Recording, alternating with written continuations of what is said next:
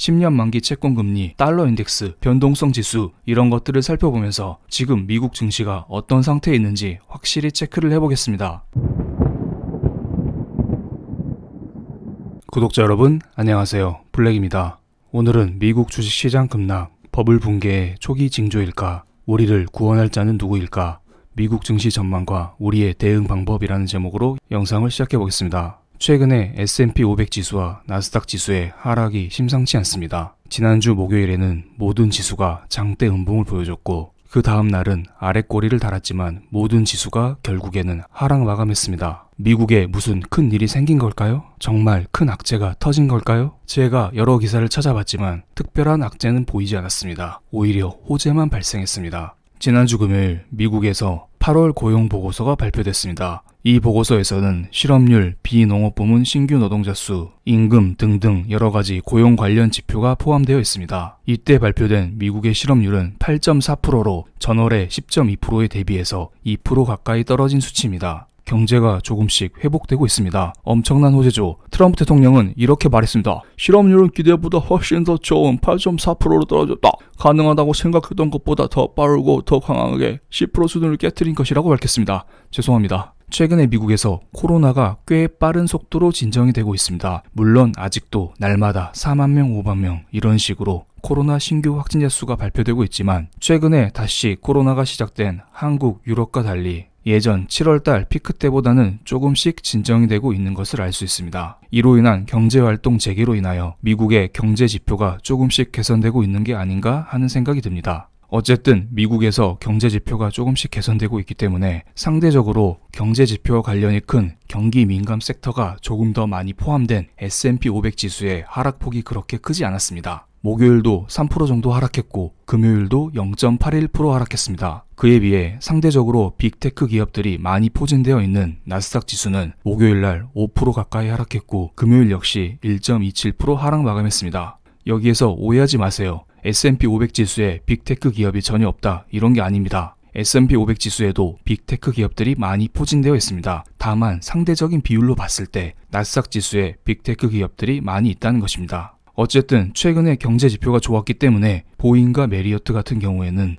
크게 하락하지 않았습니다. 지난주 목요일에 크게 빠지지 않았고 금요일에는 오히려 1%대 상승을 보여줬습니다. 하지만 대표적인 기술주 아마존, 애플, 페이스북, AMD, 인텔 등등 이러한 테크 기업들은 목요일, 금요일 대체적으로 큰 하락을 보여줬습니다. 그럼 이렇게 생각할 수 있겠네요. 시장에 큰 악재가 없지만 그동안 기술주가 많이 올랐기 때문에 단기 상승 과열로 인해서 기술주가 전체적으로 조정을 받았다. 이런 식으로 생각을 할 수가 있습니다. 12개월 선행 PER을 살펴보겠습니다. 글로벌 전체적으로 선행적인 PER은 20이라고 합니다. 여기에서 한국 코스피는 13, 미국은 23을 나타내고 있습니다. 이 수치가 높으면 높을수록 시장이 고평가되어 있다. 낮으면 낮을수록 시장이 저평가되어 있다. 이렇게 말씀드릴 수가 있네요. 미국 시장이 지금까지 상대적으로 고평가되어 있었기 때문에 이로 인해서 주가가 하락한 게 아닐까요? 특별한 악재가 없음에도 말이에요.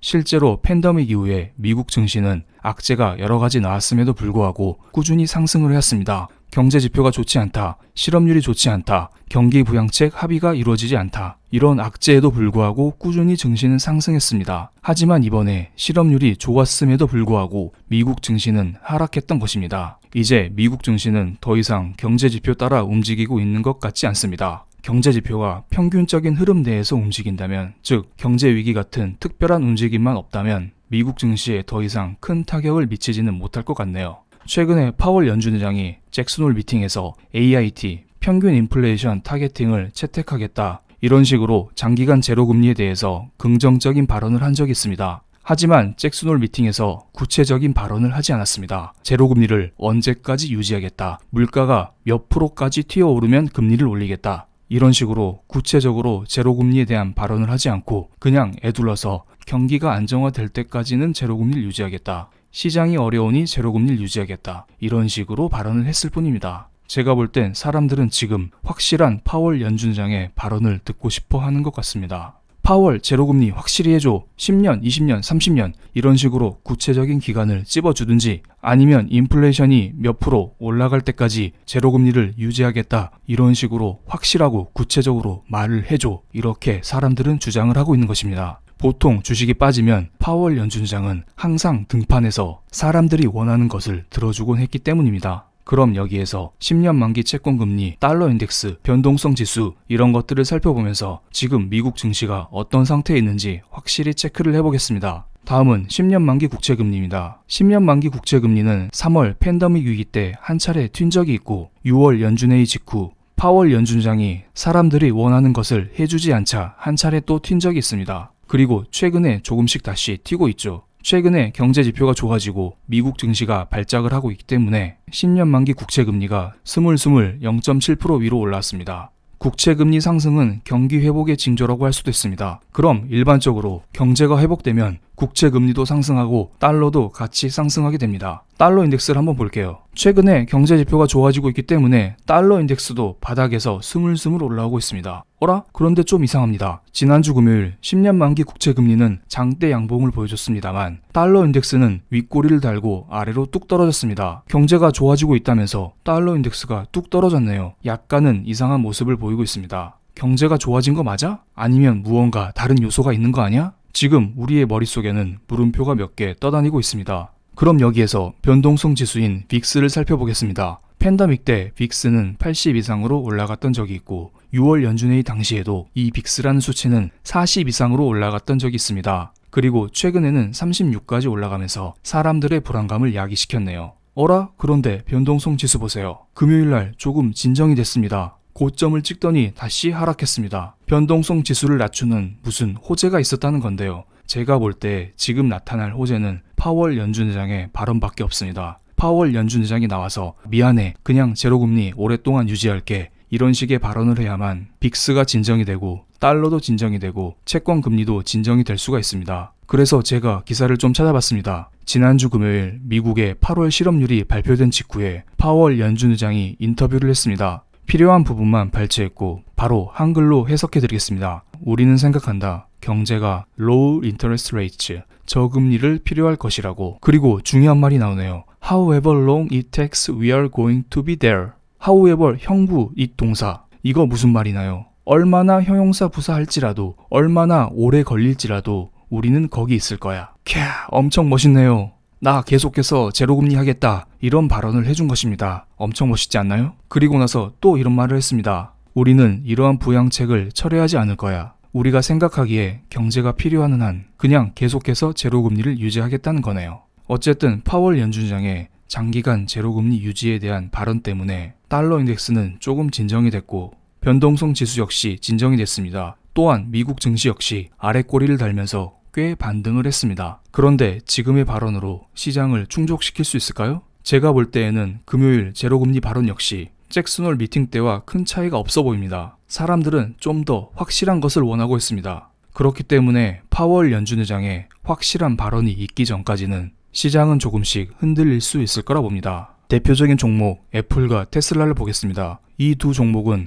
같은 날 같은 시에 액면 분할을 했습니다. 삼국지에서 유비 관우 장비가 복숭아 나무 아래에서 의형제를 맺으면서 같은 날 같은 시에 죽겠다고 했잖아요. 이 둘도 마찬가지입니다. 같은 날 같은 시에 액면 분할을 하면서 그 이후에 주가 움직임이 서로 비슷하게 흘러가고 있습니다. 파월 연준의장의 말 한마디로 인해서 이 두 종목은 아래 꼬리를 달고 결국에는 금요일에 상승 마감해버렸습니다. 이거 증시에 엄청난 호재가 아닐까요? 이제 나스닥 가지야, 이런 식으로 되지 않을까요? 그런데 금요일 장 마감 이후에 새로운 뉴스가 하나 떴습니다. 테슬라 시간의 주가 급락, S&P 500 편입 실패. 테슬라가 지금 4분기 연속 흑자를 내면서 S&P 500 지수에 편입될 것이라고 기대를 모았는데요. 이날 편입에 실패했습니다. 자세한 이유는 모르겠지만 이 뉴스가 발표되고 나서 테슬라의 주가는 시간외에서 6.9% 정도 하락 마감했습니다. 이 역시 미국 증시를 흔드는 큰 변수가 될 거라 봅니다. 테슬라의 주가가 빠지면 같은 액면 분할 테마주인 애플의 주가 역시 빠질 수가 있고, 애플의 주가가 빠지면 빅테크 기업들의 전체 주가가 흔들릴 수 있기 때문입니다. 물론 제가 다음 주 월요일날 주가가 빠진다, 이런 식으로 주장을 하는 것은 아닙니다. 다음은 미국 증시의 나스닥 월봉 차트입니다. 2018년 하반기에는 연준의 금리 인상에 대한 부담감을 느끼면서 4개월 연속 하락 마감했고, 코로나 위기 때 역시 증시를 흔들면서 2달 연속 하락 마감했습니다. 하지만 제가 볼 때에는 이번의 하락은 과거처럼 추세를 깰 정도의 하락은 아닐 거라 봅니다. 왜냐하면 우리에게는 파월 연준의장이 있기 때문입니다. 지금 10년 만기 국채금리가 다시 스물스물 올라오고 있죠. 국채금리 상승은 미국 정부에서 신규로 국채를 발행할 때 그만큼 투자자들에게 금리를 많이 줘야 된다는 것을 말합니다. 지금 미국 정부의 재정 상태가 개판입니다. 말이 아니죠. 그런데 이 상태에서 금리가 더 올라간다는 것은 그만큼 부담으로 작용할 수밖에 없습니다. 게다가 지금 증시도 하락하고 있잖아요. 그럼 여기에서 파월 연준 의장이 나타나서 지난 6월달처럼 회사채를 매입해준다, 아니면 사람들이 지금 꿈꾸고 있는 YCC, Yield Curve Control, 이런 것을 시행해준다, 무언가 새로운 발언을 해주면서 미국의 채권 금리도 낮춰주고 주가도 다시 올려주는 이러한 것을 해줄 필요성이 있어 보입니다. 그럼 오늘 영상 여기에서 마치지 않고 하나 공지 드리면서 마치겠습니다. 오늘 저녁 8시에 멤버십 라이브가 있습니다. 지금 현재의 미국 증시 상태, 그리고 한국 증시 상태, 그리고 어떤 종목을 사야 할지 자세히 다뤄보는 시간을 갖겠습니다. 제가 전체 라이브를 하고 싶지만 저는 청기누설단에서 파견된 직원입니다. 그래서 제 정체를 노출시킬 수가 없습니다. 그렇기 때문에 지금 얼굴도 나오고 있지 않는 것이고요. 전체 라이브를 하지 못하는 것은 제 스스로를 지키기 위함이니 이 점은 양해 바라겠습니다. 그럼 오늘 영상 여기에서 마치겠습니다. 감사합니다.